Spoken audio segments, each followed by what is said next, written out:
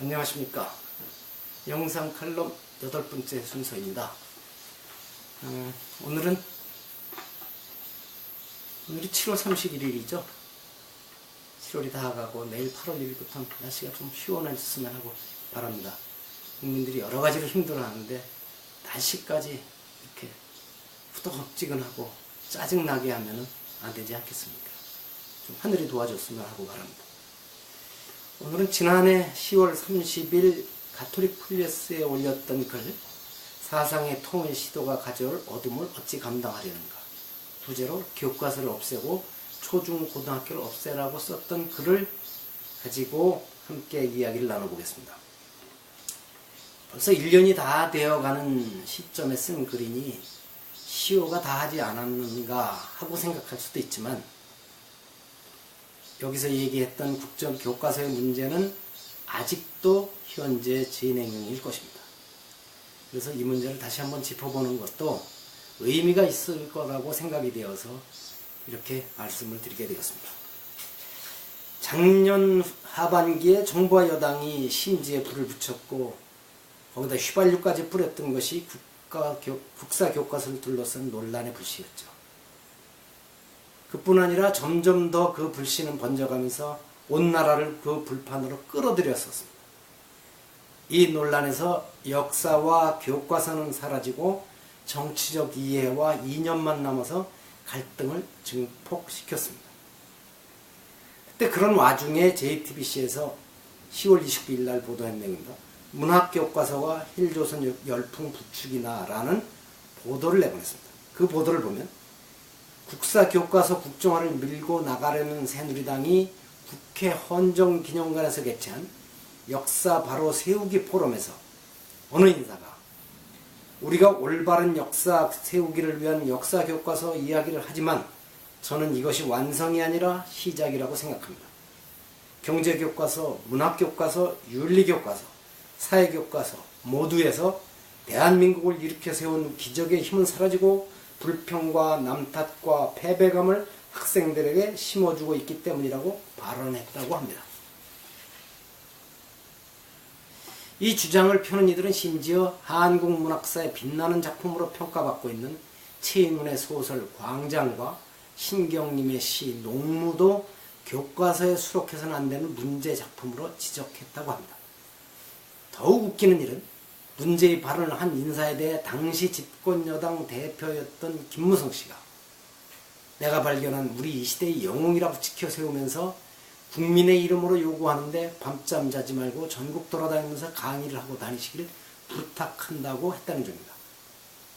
그래서 이 인사는 결국 새누리당의 비례대표 국회의원이 되었습니다. 또 지적하지 않을 수 없는 것은 집권 여당의 대표라고 해서 감히 국민의 이름으로 요구할 자격을 가지고 있습니까? 참 웃기죠. 이럴 때 어른들이 잘 쓰는 말이 있습니다. 자돈소가 벌떡 일어나 웃을 일이죠. 그런데 웃고 말 일이 아닙니다. 그때 이 소식을 듣고 저는 답답해서 화병이 나지 않으면 다행이었을 것입니다. 그래서 이런 느낌을 당시 블로그와 페이스북에 적어보았습니다. 제가 써놓은 일입니다. 이들에게 방법은 딱 한 가지. 아예 학교를 없애라. 아니면 자유경제원에서 전국의 모든 교육기관을 접수하라. 말을 안 들으면 왼쪽 팔뚝에 자유라고 붉은 난장을 채운 홍위병들을 보내서 부숴버리고 말을 안 듣는 교장, 교감과 선생님들을 모두 삼청교육대로 보내라. 표적과 엉뚱한 쪽으로 화살을 쏘아대다가 안 맞는다고 소리를 질러대는 선수에게 영웅칭호를 붙여준 이들은 또 누구인가? 영웅칭호를 남발하는 곳은 남이 아니라 북이었는데. 그런 점에서는 새누리당의 당시 멤버들이야말로 종북이었죠. 히틀러도 그랬고 북쪽 정권에서도 자신들 말 잘 듣고 앞장서서 유일사상을 전파하는 이들에게 영웅칭호를 붙여주곤 했던 것도 기억하고 있습니다. 자, 아무래도 이들이 이쯤에서 멈출 것 같지는 않습니다. 멈추려는 생각이 없으니까 그 사람을 국회의원으로 시켰죠. 심지어 미술과 음악 교과서까지 초중고등학교의 모든 교과서를 대상으로 자신들 입맛에 맞지 않는 내용이 있으면 좌편향이라는 빨간 딱지를 붙여서 공격할 것입니다. 더 나아가 이 나라의 교육과 사상, 문화, 예술계를 포함한 일상의 삶까지 자신들이 정해놓은 기준에 맞지 않으면 편향이란 딱지를 붙이게 될 것입니다. 소름 끼친 예감인데 과연 이 예감이 전혀 근거가 없을까요? 가까이는 전두환 정권과 유신 시절의 그 살벌했던 검열과 사상 통제, 유일주체 사상에만 매달려 일체의 자유가 박탈된 저 얼어붙은 북쪽 땅, 대약진 운동과 문화대혁명으로 신음했던 수십 년 전의 중국 본토, 히틀러 치하의 독일, 이뿐이 아니다. 기독교의 신구교가 갈등하며 다투는 동안 유럽 전역을 가득 채우고 있던 어두움과 두려움은 또 어땠습니까? 한 가지 사실만 들어보겠습니다. 치열한 투쟁을 거쳐 스위스 제네바를 장악한 신교의 칼뱅은 이 도시를 감시하기 위해 교회 계율 제도를 도입하고 이를 감시하는 조직인 종교국을 세웠다고 합니다. 종교경찰도 두었습니다. 그 뒤로는 극히 개인적인 생활 영역도 자동적으로 종교국의 감독 아래 놓이게 되었다고 합니다. 밤낮을 가리지 않고 아무 때나 누군가가 문을 두드려서 열어보면 도덕경찰관이 방문하러 온 것이다. 어떤 시민도 그를 거절할 수 없었다. 기도문을 잘 외우고 있는지 아니면 왜 칼뱅의 설교에 오지 않았는지 따위를 검사하다. 매일같이 이 인간 사냥은 계속되었고 도덕경찰관은 이러에도 쉬지 않았다. 모든 거리를 돌면서 문마다 두드리고 어떤 게으름뱅이가 칼뱅의 설교에 참석하지 않고 아직도 침대에 누워있는지 확인했다. 교회에서도 다른 감시자들이 기다리고 있다가 누가 교회에 너무 늦는지, 누가 교회를 너무 일찍 나서는지 감시했다고 합니다. 결국 칼뱅이 교회 교육을 실시한 지 몇 년 지나지 않아서 제네바 시는 변하기 시작했다고 합니다. 시민들은 이제 가볍고 느긋하게 걷지 않았습니다. 눈길은 따뜻해 보이지 않았고 두려움 때문에 감성을 향한 마음의 문도 닫았다. 가장 친근한 공간에서도 그들은 말하지 않고 속삭이는 버릇이 생겼다. 문 뒤에서 하인과 하녀들이 엿듣고 있었고 만성이 되어버린 공포심 때문에 어디서든 눈에 보이지 않는 밀정이 바로 등 뒤에 있다고 느끼게 되었기 때문이었다는 것입니다. 여러 학자들이 필자로 참여해 출간한 현행 거민정 국사 교과서 중에 문제의 소지가 있는 부분도 있을 것입니다. 문제없는 것이 있겠습니까? 역사적 사실의 선택에서부터 이미 필자들의 세계관이 개입될 수밖에 없고 그 사실을 해석하는 데 이르면 더욱 그럴 수밖에 없을 것입니다. 서로 다르게 해석하게 만드는 바로 이 점이 바로 우리가 그토록 소중하게 여기는 자유가 아닐까요? 그러나 아무리 다양성과 자유가 소중하다고 해도 학자들과 출판사 사이에 너무 크게 차이가 나는 교과서를 발간하면 학생들이 혼란을 겪을 수도 있고 그래서 그것을 막기 위하여 정부에서 거민정 기준을 정해놓고 이 기준을 충족시키지 못하는 교과서는 인증을 해주지 않는 방식으로 퇴출시켜온 것으로 알고 있습니다. 그런데 느닷없이 정부와 여당이 나서서 모든 거민정 교과서가 좌편향되어 있어서 이를 바로잡기 위해 국정교과서로 전환하겠다고 나섰습니다. 일단 이렇게 선언을 해놓고 난 뒤에 억지로 그 이유를 대려니까 계속 엉뚱한 근거를 만들어낼 수밖에 없게 된 것이고 그런 과정에서 최인훈의 소설과 신경님의 시에까지 붉은 딱지를 붙이게 되지 않았나 하고 추측해봅니다.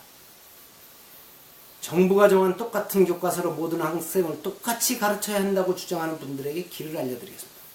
이참에 아예 전국의 초중고등학교를 없애십시오. 대학까지 없애는 것도 방법입니다. 여러분들이 입만 열면 내놓는 자유원칙에 따라 어린이와 청소년들의 교육은 스스로 알아서 하라고 맡기십시오. 그래서 이미 그렇게 하고 있습니다만 부유한 부모는 일찍부터 유학 보내 외국 문화에 익숙하게 만들고 능력 없는 부모는 자식들 교육을 포기하라고 하십시오. 여러분들의 논리대로라면 아이들은 정부에서 정해주는 것 이외에 배워서도 안 되고 정부가 정해주는 원칙에서 벗어나는 다른 방식으로 생각을 해서도 안 되며 더구나 그 다른 지식과 생각을 입 밖으로 내서도 안 되지 않겠습니까? 그래서 칼뱅 치아 제네바 시에서처럼 마음의 문도 닫고 친한 사람들끼리도 속삭이는 분위기를 만들어야 하지 않겠습니까? 그러면 그 다음에 무슨 일이 일어날까요? 문화예술에서 창조적인 작품이 탄생할까요? 해마다 가을이면 혹시나 하고 기대하는 노벨 문학상 경제학상 수상이 가능할까요? 여러분이 그토록 금각적으로 내세운 경제 발전은 가능할까요? 자유로운 생각과 사고력을 성실한 사람들이 살고 있는 곳에서 무슨 경제 발전이 이루어지겠습니까? 여러분, 요즘 흔히 한류 문화를 얘기하죠. 한류 문화가 어디에서 탄생할 수 있었습니까? 억눌린 억압 속에서 탄생했습니까? 자유로운 생각이 있지 않으면 있을 수 없는, 자유로운 생각이 사라진 곳에서는 한류 문화와 같은 그런 창조적인 문화가 탄생할 수 없을 것입니다. 이제 말씀드린 제너와 시의 상황은 슈테판 츠바이크가 쓴 다른 의견을 가질 권리에서 빌려온 것임을 말씀드리겠습니다. 여러분, 노벨 문학상도 좋고 맨부커상도 좋고 뭐 이런저런 세계적으로 유명한 상을 받는 것도 좋습니다. 그 상은 그냥 공짜로 얻어지는 것이 아닙니다. 돈을 써서 로비를 해서 얻어질 수 있는 것도 아닙니다. 방대한 독서, 다양한 경험, 그것에서 얻어내는 자유로운 생각이 없이는 얻어낼 수 없는 것들입니다. 자, 여러분, 자유를 이야기하면서 억압을 수단으로 내세우는 것은 옳지 않습니다.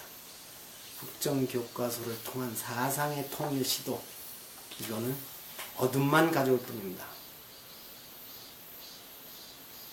문화와 예술뿐만 아니라 경제를 망가뜨리게 될 것이고 온 세상을 침침하게 할 것입니다. 서로를 의심하게 만들 것입니다. 들어주셔서 감사합니다.